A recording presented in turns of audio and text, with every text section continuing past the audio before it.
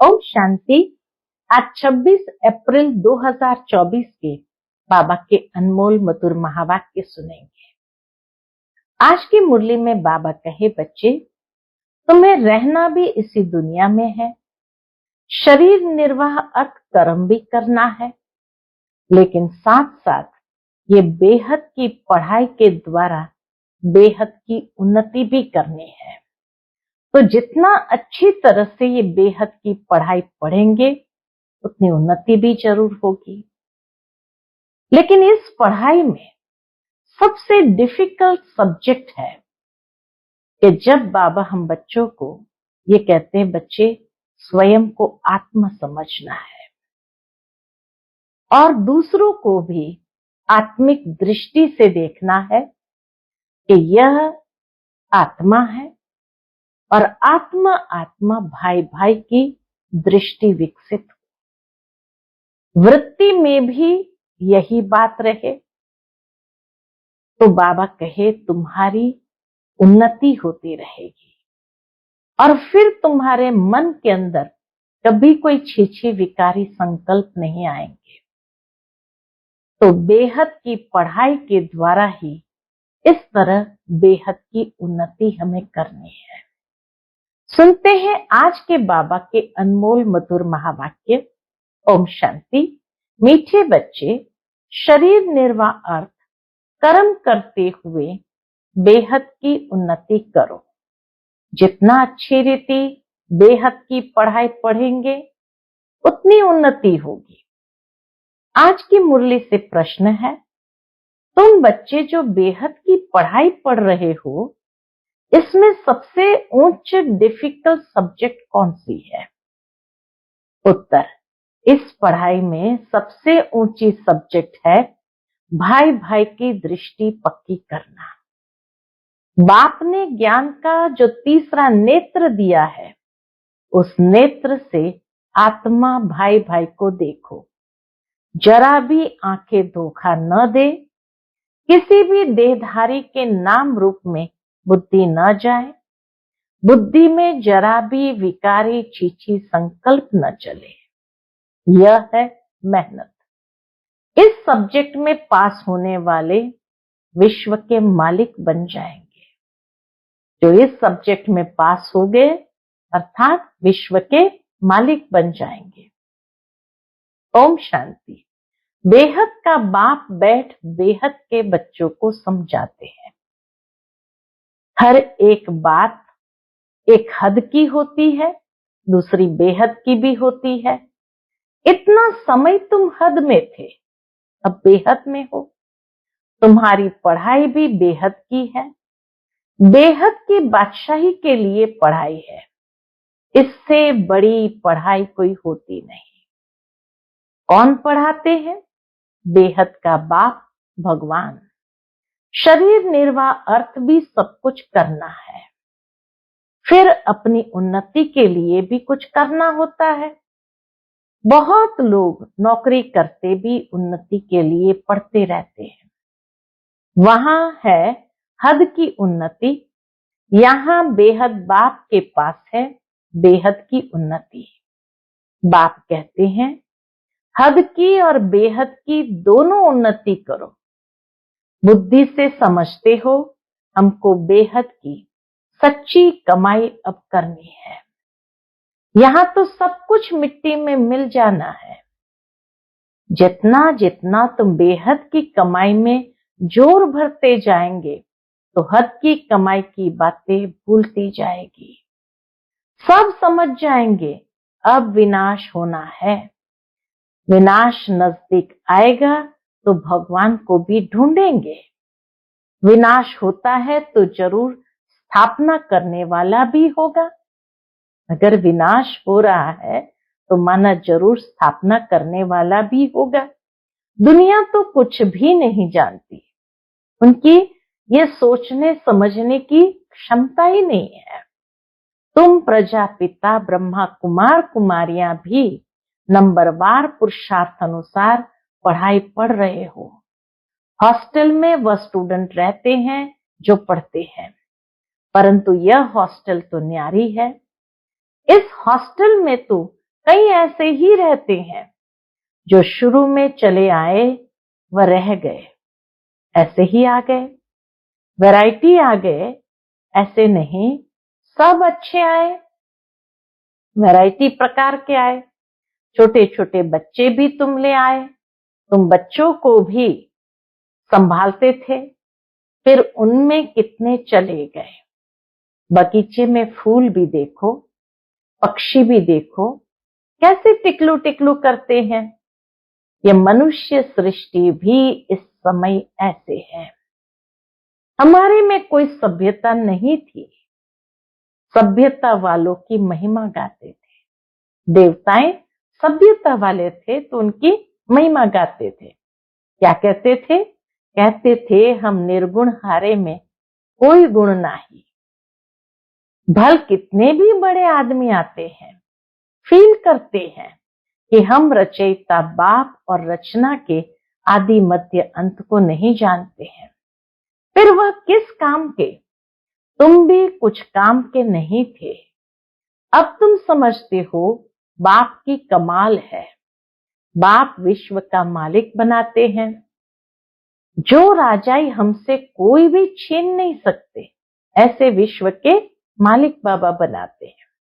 जरा भी कोई विघ्न डाल न सके। क्या से हम क्या बनते हैं, तो ऐसे बाप की श्रीमत पर जरूर चलना चाहिए।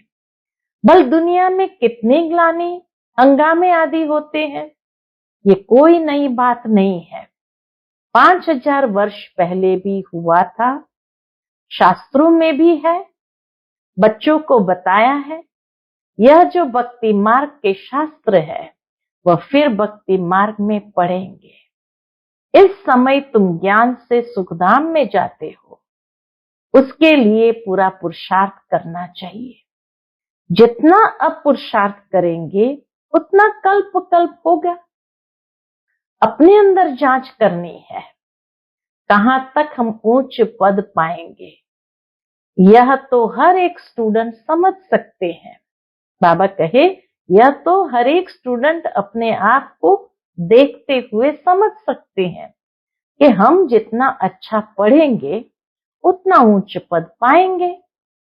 यह हमसे होशियार है, हम भी होशियार बने। व्यापार में भी ऐसे ही होता है। बाबा कहे व्यापारियों में भी ऐसे होता है। मैं इनसे ऊपर जाऊं यानी होशियार बनूं। अल्पकाल सुख के लिए मेहनत करते हैं। बाप कहते हैं मीठे मीठे बच्चों, मैं तुम्हारा कितना बड़ा बाप, कितना बड़ा बाप है। साकारी बाप भी है तो निराकारी भी है, दोनों इकट्ठे हैं। दोनों मिलकर कहते हैं मीठे बच्चे, अब तुम बेहद की पढ़ाई को समझ गए हो। दोनों बाबा हम बच्चों से कहते हैं अब तुम बेहद की पढ़ाई को समझ गए हो, और तो कोई जानते ही नहीं।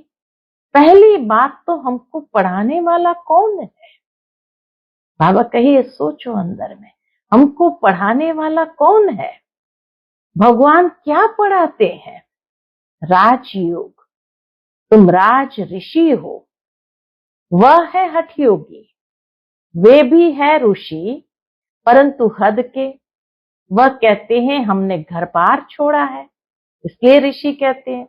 ये कोई अच्छा काम किया है क्या?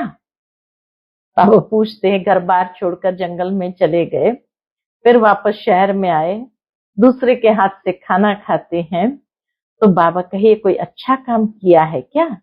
तुम घर बार तब छोड़ते हो जब तुमको विकार के लिए तंग करते हैं। उनको क्या तंगी हुई? तुमको मार पड़ी तब तुम भागे हो। एक एक से पूछो, कुमारियों ने, स्त्रियों ने कितनी मार खाई है। शुरू शुरू में यज्ञ की स्थापना हुई तो कितनी बहनों ने मार खाई, तब चली आई, तब बाबा के पास चली आई कि बाबा हमें बहुत मारते हैं। शुरू में कितने आए, यहां मिलता था ज्ञान अमृत, तो चिट्ठी ले आई कि हम ज्ञान अमृत पीने ओम राधे के पास जा रहे हैं। ये विकार पर झगड़ा हंगामा शुरू से चलता आ रहा है। बंद तब होगा जब आसुरी दुनिया का विनाश होगा। फिर आधा कल्प के लिए बंद हो जाएगा, फिर पवित्र दुनिया हो जाएगी।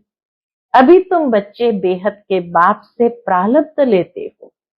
बेहद का बाप सबको बेहद की प्रारब्ध देते हैं।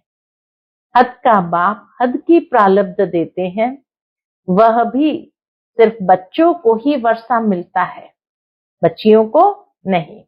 यहाँ बाप कहते तुम बच्ची हो या बच्चा, दोनों वर्षे के हकदार है।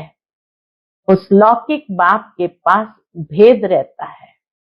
सिर्फ बच्चे को वारिस बनाते हैं, स्त्री को हाफ पाकर कहते हैं, परंतु उनको भी हिस्सा देते नहीं है। बच्चा ही संभाल लेता है। दुनिया में तो बच्चा ही संभाल लेते हैं।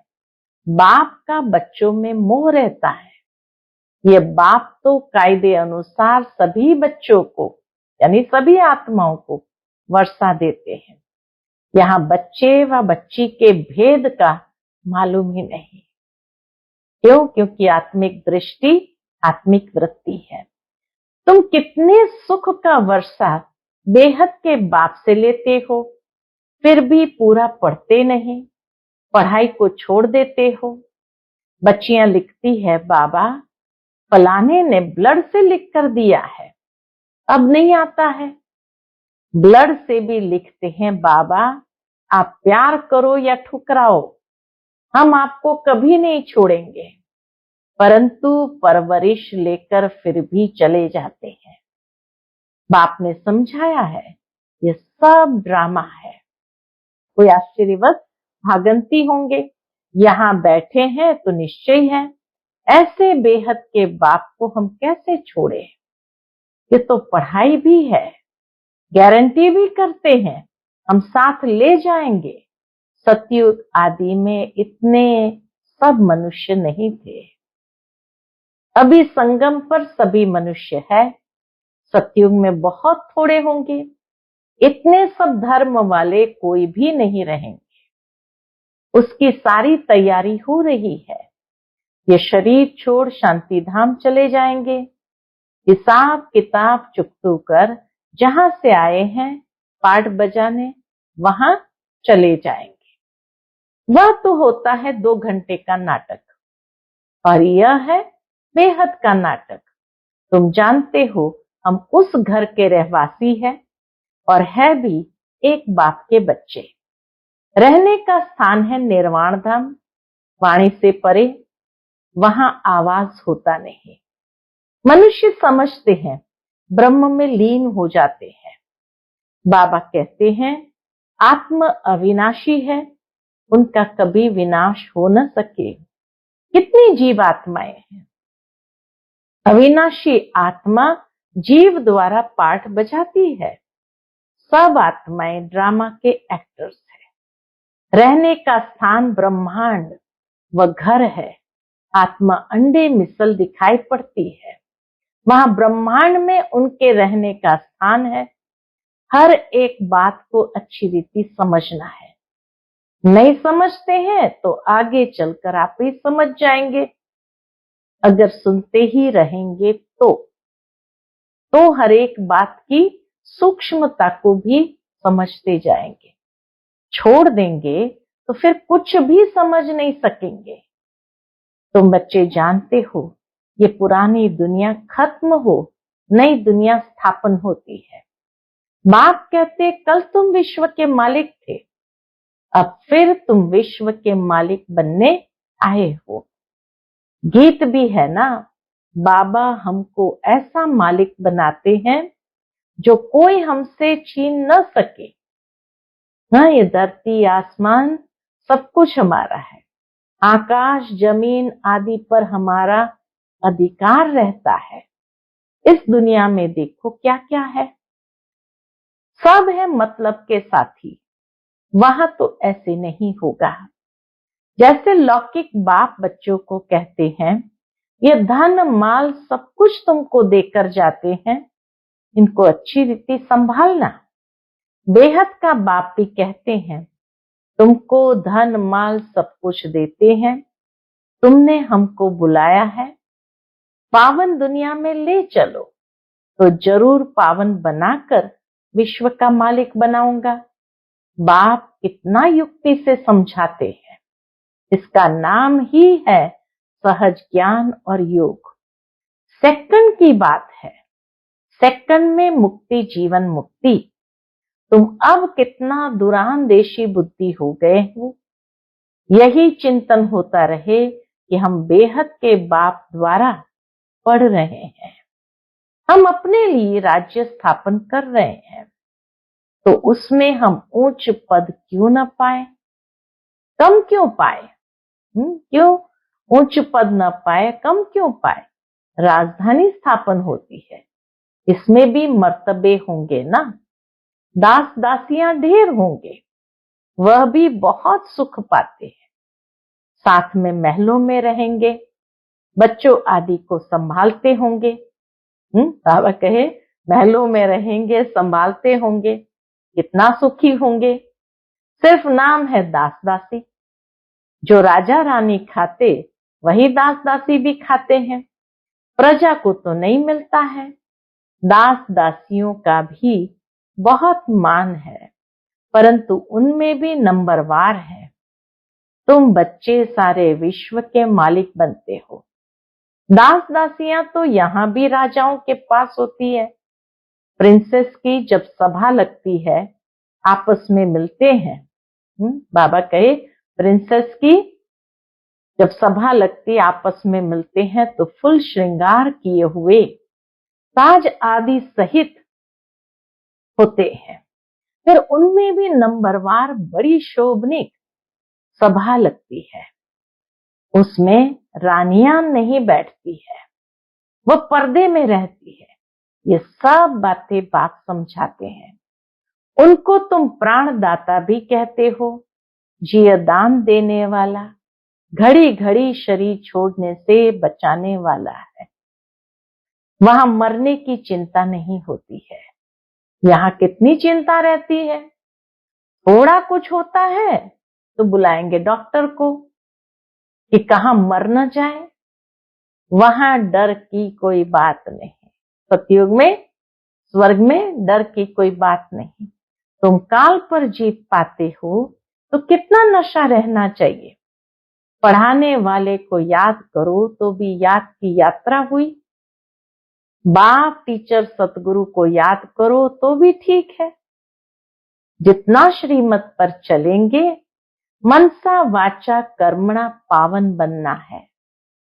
बुद्धि में विकारी संकल्प भी न आए। वह तब होगा, कब? बाबा कहे वो तब होगा जब भाई भाई समझेंगे। तो बाबा कहे विकारी संकल्प भी नहीं आएंगे। तो सबसे पहले वृत्ति ऐसी बनानी है, आत्मा आत्मा भाई भाई।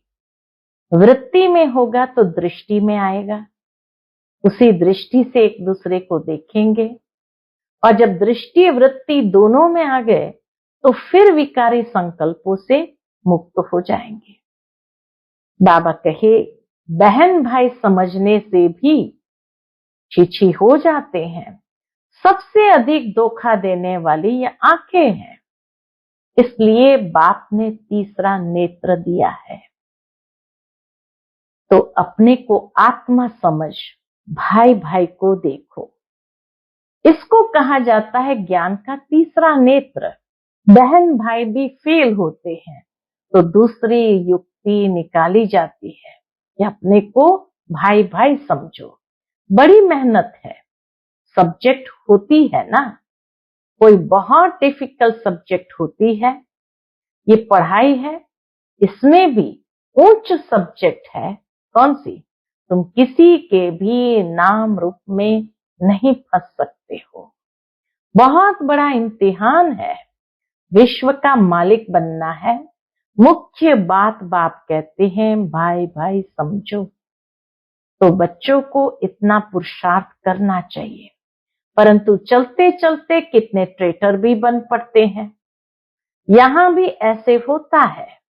अच्छे अच्छे बच्चों को माया अपना बना देती है। तब बाप कहते मुझे फारगती भी दे देते हैं, डाइवोर्स भी दे देते हैं।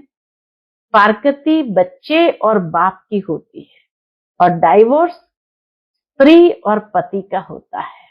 तो दोनों ही रूप से बच्चे बनकर फारगती दे देते हैं और बाबा से, जो पतियों का पति है, उससे डाइवोर्स भी दे देते हैं। बाप कहते हैं हमको दोनों मिलते हैं। अच्छी अच्छी बच्चियां भी डाइवोर्स दे जाकर रावण की बन जाती है। वंडरफुल खेल है ना, माया क्या नहीं कर देती है। बाप कहते हैं माया बड़ी कड़ी है। रहम आता है बाबा को भी, माया बड़ी कड़ी है। गायन है, गज को ग्राह ने खाया, बहुत गफलत कर बैठते हैं। बाप से बेअदबी करते हैं तो माया कच्चा खा लेती है। बाप से बेअदबी करना अर्थात बाबा की जो श्रीमत है, वो श्रीमत पर यथार्थ नीति नहीं चलते हैं तो माया कच्चा खा लेती है। माया ऐसी है जो कोई कोई को एकदम पकड़ लेती है, एकदम पकड़ लेती है। अच्छा, बच्चों को कितना सुनाया?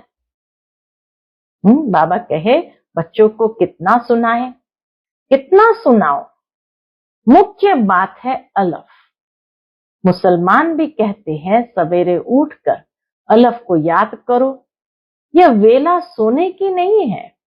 इस उपाय से ही विकर्म विनाश होते हैं और कोई उपाय नहीं। बाप तुम बच्चों के साथ कितना वफादार है, कभी तुमको छोड़ेंगे नहीं। आए ही है सुधार कर साथ ले जाने। याद की यात्रा से ही तुम सतो प्रधान होंगे, उस तरफ जमा होता जाएगा। बाप कहते अपना चोपड़ा रखो। कितना याद करते हो, कितनी सर्विस करते हैं। व्यापारी लोग घाटा देखते हैं तो खबरदार रहते हैं, कहीं नुकसान न हो जाए। घाटा नहीं डालना चाहिए, कल्प कल्पांतर का घाटा पड़ जाता है। अच्छा, मीठे मीठे सिक्किला दे बच्चों प्रति माता पिता बाप दादा का याद प्यार और गुड मॉर्निंग। रूहानी बाप की रूहानी बच्चों को नमस्ते। हम सभी रूहानी बच्चों की रूहानी माता पिता बाप दादा को याद प्यार, गुड मॉर्निंग और नमस्ते नमस्ते। शुक्रिया बाबा, शुक्रिया।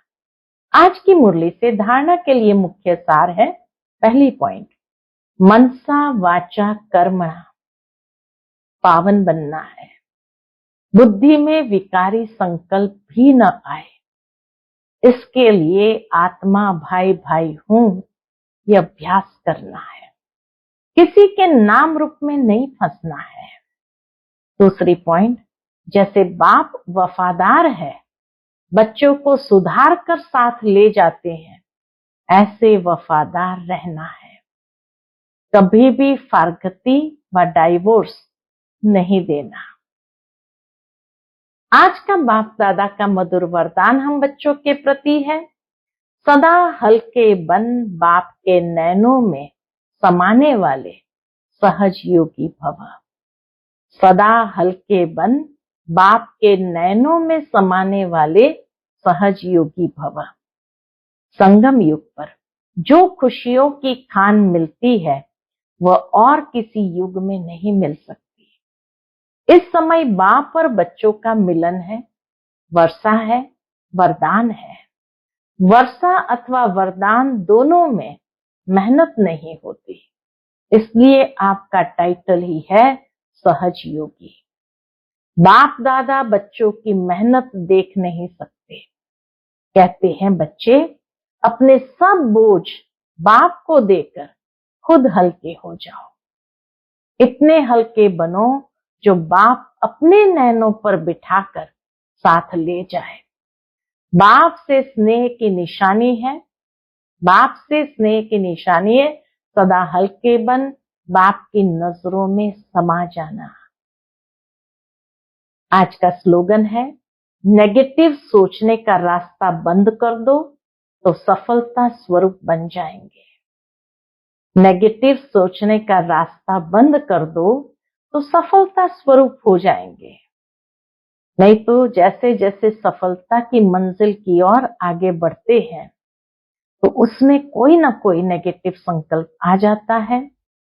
पता नहीं ऐसा हुआ तो, ऐसा हुआ तो ये पता नहीं वाला नेगेटिव संकल्प उस सफलता से हमारे कदम पीछे कर देते हैं और रास्ता बंद हो जाता है तो सफलता पा नहीं सकते हैं। इसलिए बाबा कहे, जब आप कोई भी बात को प्राप्त करना चाहते हो तो उसके लिए सकारात्मक संकल्पों की ऊर्जा से भरपूर रहो। उसमें पता नहीं या कोई भी नेगेटिव संकल्प नहीं आना चाहिए, तो सफलता हुई पड़ी है। अच्छा, ओम शांति।